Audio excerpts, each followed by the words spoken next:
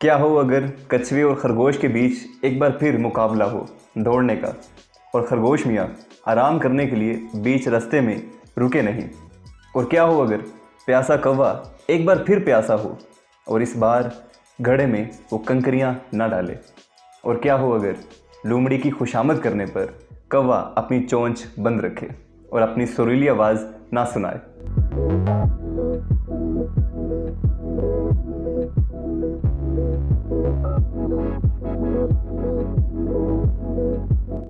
ये कहानियाँ पहले तो आपने सुनी होंगी, लेकिन इस बार कहानी में एक ट्विस्ट है।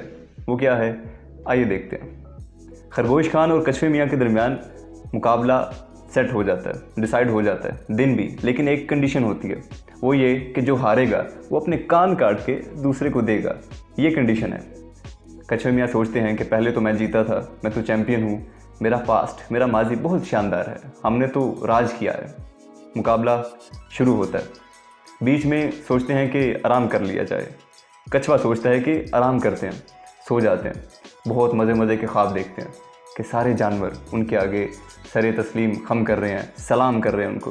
वो जब उठते हैं, कछुए मियाँ जब उठते हैं तो सोचते हैं कि अभी तो कुछ देर हुई है, खरगोश थोड़ा ही आगे गया होगा। जब डेस्टिनेशन पर पहुँचते हैं कछुए मियाँ तो देखते हैं कि एक छोटा सा खरगोश इधर से उधर छलांगे मार रहा होता है। उसको पूछते हैं कि खरगोश खान को तुमने देखा है? वो बच्चा कहता है, खरगोश का बच्चा कहता है, वो तो मेरे अब्बा हुजूर थे, उनका इंतकाल हुए तो मुद्दतें हो गई, आप अब आ रहे हैं। और उन्होंने कहा था, मेरे अब्बा हुजूर ने कहा था कि जब कछुए मियाँ आएँ तो उनके कान काट के रख लेना।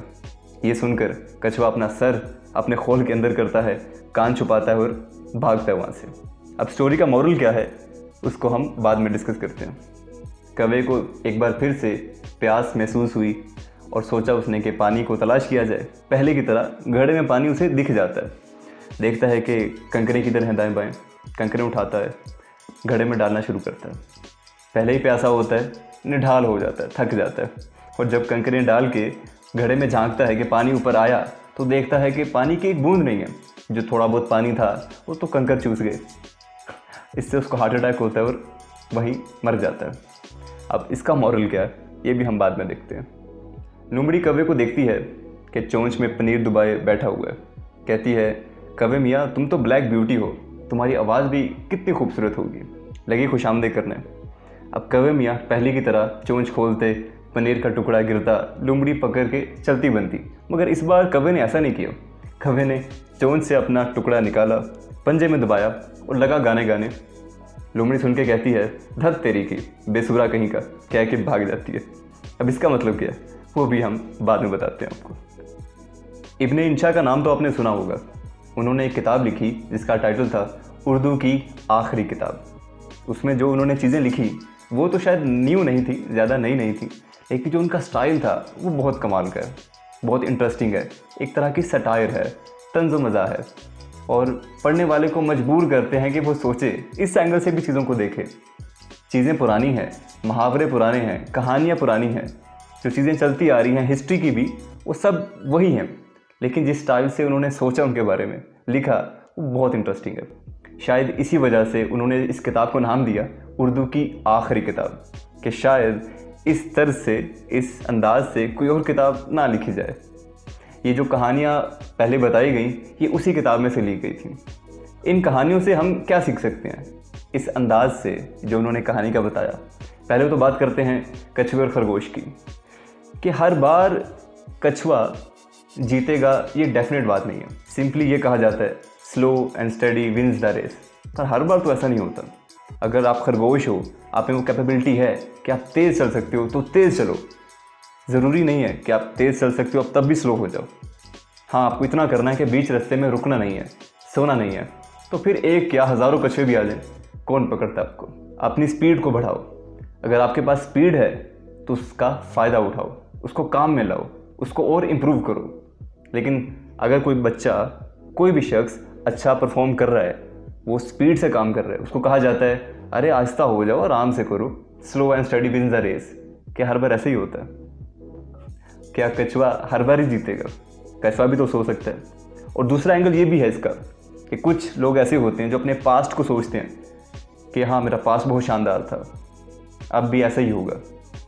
हाँ, कंसिस्टेंसी हमें लेनी है वो कछुए से, कि कछुआ रुकता नहीं है, सिर्फ चलता रहता है। और अगर आपके पास स्पीड भी है, अगर नेचुरली आप ब्लेस्ड हो इस टैलेंट से, तो उसको काम में लाओ। और हर बार ये मत सोचो कि अगर कोई हारा है या आपने अच्छा परफॉर्म किया है, हर बार वैसा ही होगा। दूसरी स्टोरी है प्यासा कौवा। शायद इसमें यह बताने की कोशिश की गई है कि हर बार पुराने तरीके से मसले हल नहीं होते, हमें सिचुएशन के मुताबिक अपना तरीक़ेकार, मेथड चेंज करना पड़ता है। हाँ, वहाँ कौवा अगर कंकड़ डालने के बजाय एक स्ट्रॉ ले आता, कहीं से कोई नलकी ले आता, जिसको वो घड़े में रख के पानी उठा लेता, पी लेता वहाँ से। क्योंकि हर बार तरीके डिफरेंट होते हैं काम करने के, एक ही सोल्यूशन को हर मसले के ऊपर अप्लाई नहीं किया जा सकता। ये एक बड़े मज़े का फैक्ट है, एक इंटरेस्टिंग चीज़ है जो इब्न इंशा ने इस पर रोशनी डाली। थर्ड ये है कि खुशामद अगर कोई करता है आपकी, तो ज़रूरी नहीं कि जो खुशामद करे आप वैसे करने लगो। हाँ, आप उसे एंजॉय करो, लेकिन अपनी सेफ्टी के साथ। जैसे कौवे ने अपने पनीर के टुकड़े को चोंच से निकाल के पाँव में पकड़ा कि हाँ, जो मेरे पास है वो गुम ना हो जाए, मैं खो ना दूँ, उसको पकड़ो। बाद में किसी की खुशामद पर चाहे गाना गाओ, कुछ भी करो, वो आप पर है, लेकिन अपना नुकसान ना करो। और भी इस बुक में बहुत सी इंटरेस्टिंग चीज़ें हैं। उर्दू की आखिरी किताब में हिस्ट्री है, मैथमेटिक्स है, डेली लाइफ की जो हम वर्ड्स यूज़ करते हैं, मुहावरे यूज़ करते हैं, वो बताया गया। अगर आप इसे पढ़ें तो आप काफ़ी इंजॉय करेंगे। सबसे बढ़कर ये जनरल नॉलेज के हवाले से भी काफ़ी मज़ेदार चीज़ है। जिसका जनरल नॉलेज ऑलरेडी है वो इसे अच्छे से समझ सकता है, और जिसका जनरल नॉलेज इतना नहीं है वो इसको एंजॉय करेगा, डिफरेंट चीज़ों के बारे में, डिफरेंट एस्पेक्ट्स के बारे में।